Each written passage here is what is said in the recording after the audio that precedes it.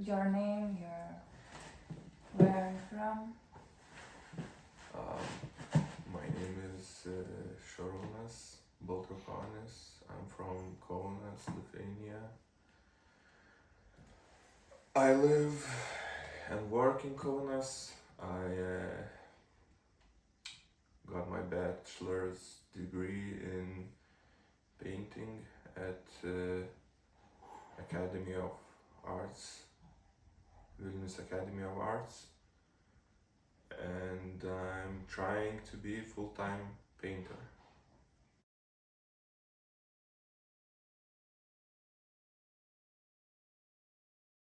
I'm really careful about labeling myself as someone, and so I've been creating art, drawing and painting since I was a child, but I think eventually when I made it to the end of the bachelor's, I finally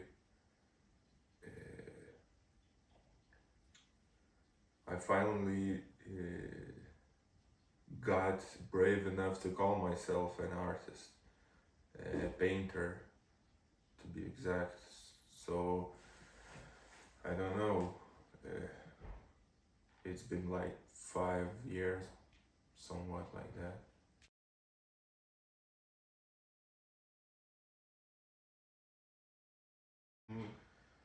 The space really matters.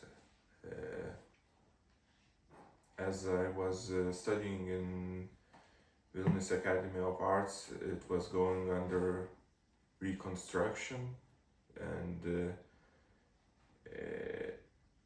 half of 1 year in semester, we worked in the standard place where we always created art, so it was more free to splash paint everywhere, and then when the reconstruction started, we got to we got moved to the other building where everything had to be clean, and it really strains you, and you got to be more aware of what are you doing, and that can also influence how you paint and how you create. And now, after I graduated, I created myself a studio that step by step becomes the place where you want to come back and you want to create the artwork. And also the other thing is when you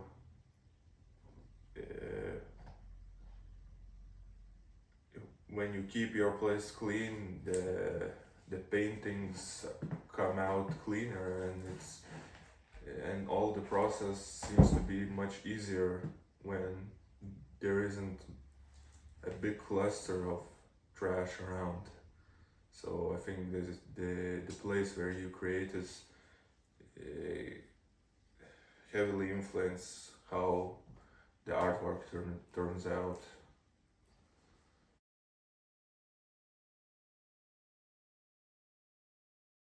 Is it true that we are recording in your studio? Yes. The digital realm was always in the background when I was growing up.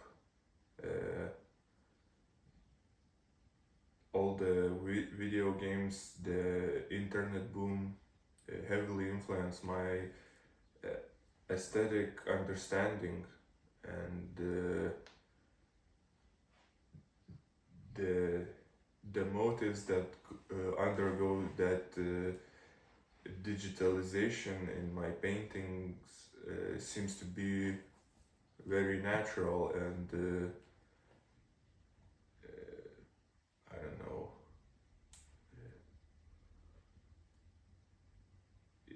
it seems close to my generation, so it it looks like I'm trying to combine this traditional medium oil painting and to make it close to what I grew up with.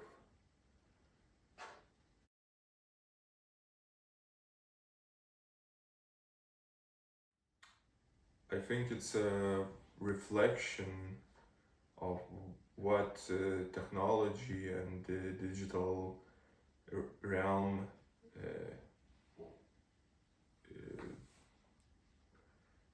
do to people, or how it is perceived, and how we understand it, and what place it takes in our everyday life. The size always dictates how I'm gonna start the work and how much attention I'm gonna give it to it. So if it's a bigger canvas, it's usually perceived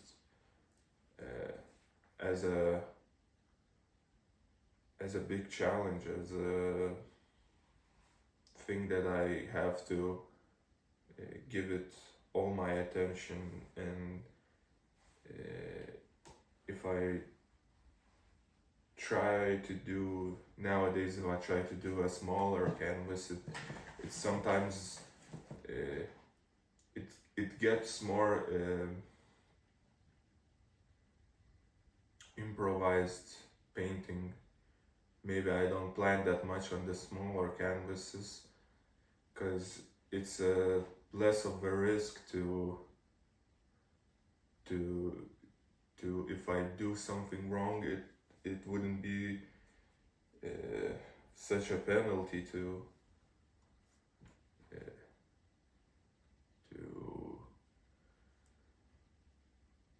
I don't know, make a bad painting.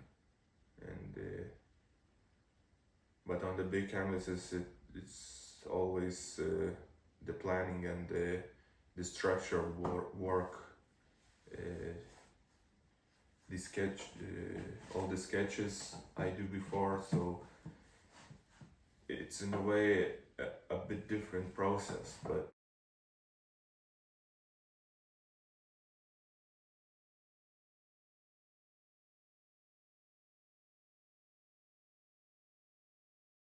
I try to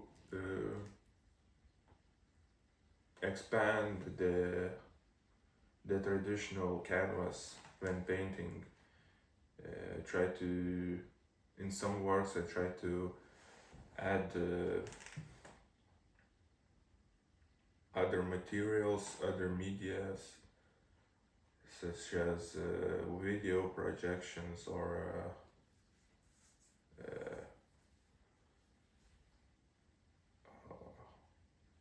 I don't know, resin. So make it more unique and more interesting for myself, because after a while of painting on straightly on canvases, it becomes repetitive, and sometimes you want to mix it up a bit. It's hard to name hard to name names, but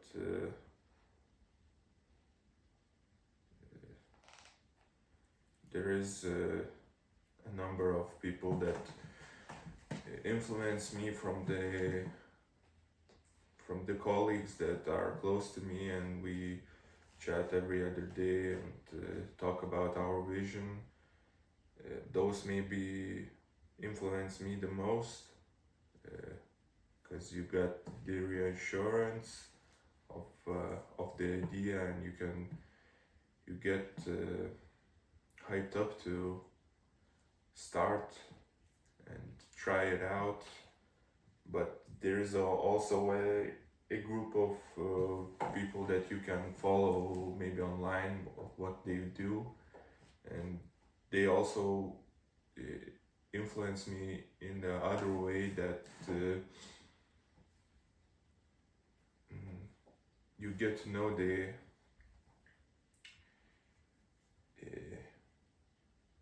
art scene overall and how it is developing, and you can then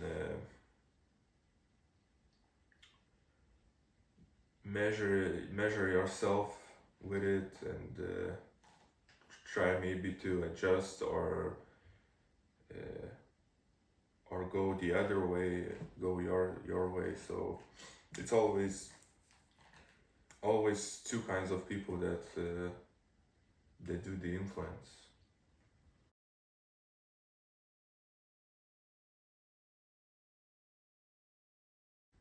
Uh,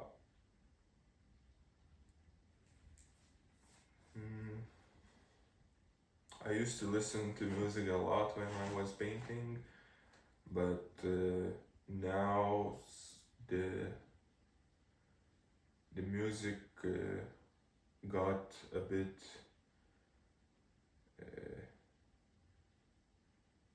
got changed to a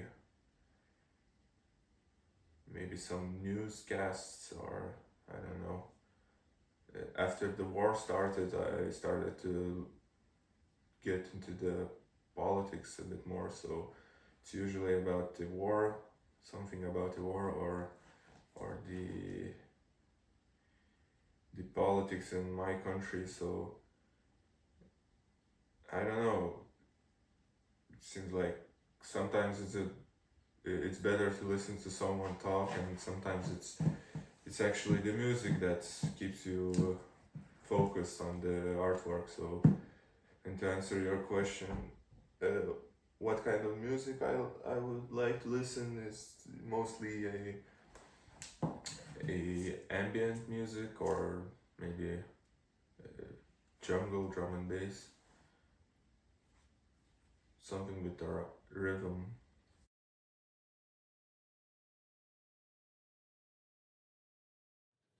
May was a significant month for you as a creator.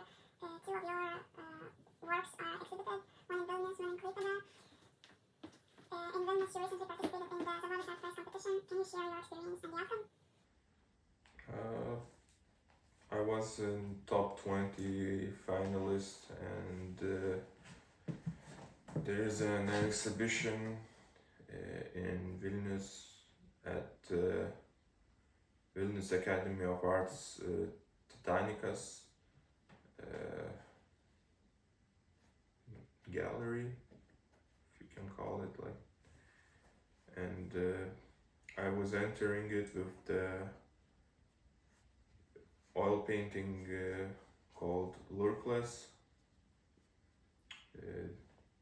Tell us about The work is the interpretation of traditional landscape painting. So, coming from the digital background, I try to reinvent and reimagine the landscape painting as a whole, and for me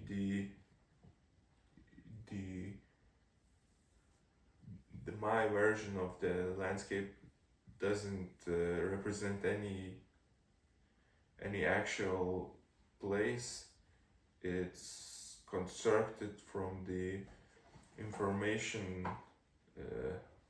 stream that we get every day, and I myself archived some of the visuals that I get from everyday usage of the phone or social media newsletters, I don't know, and combine it into somewhat digitalized realm that, as I said, doesn't represent anything, just maybe some mysterious cyberspace. And I didn't win anything. Yeah. So, but it was nice to see other colleagues get recognized and winning some prizes.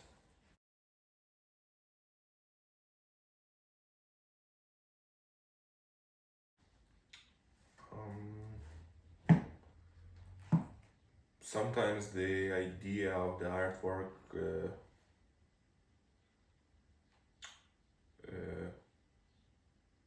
comes and it may be a bit too big of an idea to only just paint. So last year I was hiking in Italy Alps and saw some glaciers that are melting, and there was running water behind the glass, and it caught my attention. So I was thinking of how to again take it through my digital background and how to make it more close to me and to my kind of work. So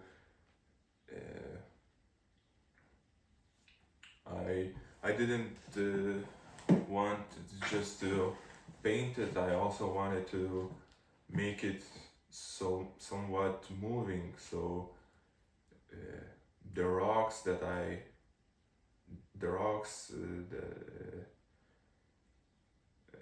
was representing was actually painted with oil paints, and the actual ice was plexiglass. So so there was other material involved, and the water was the running water was the thing that motivated me to go beyond the painting, and to make running water seems to be the best to do with the projection, with the video projection. So at the end it was a three-dimensional painting, maybe closer to the object, and the shining of the plexiglass from the projection, the steel beams that are going through the painting, it all came with immense power, and I think it became a very, not only very interesting experiment, but a very nice project after all.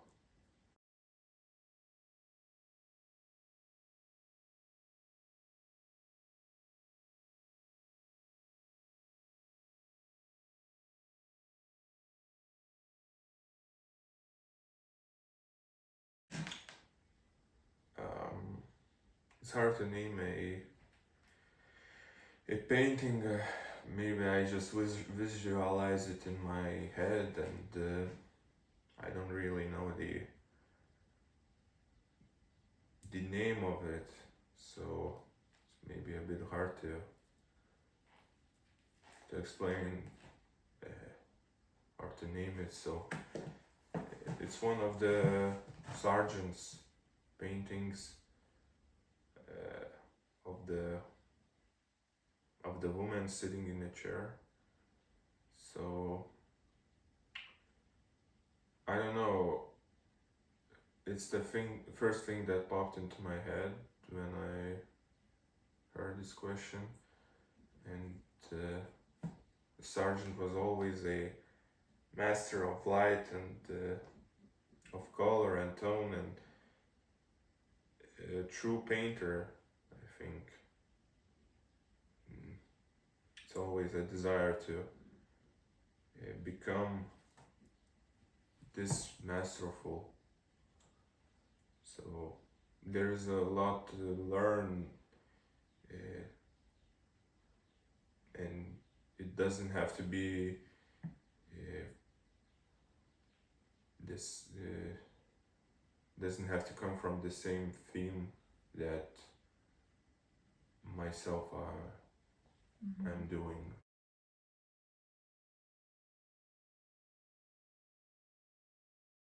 I think some kind of survival look.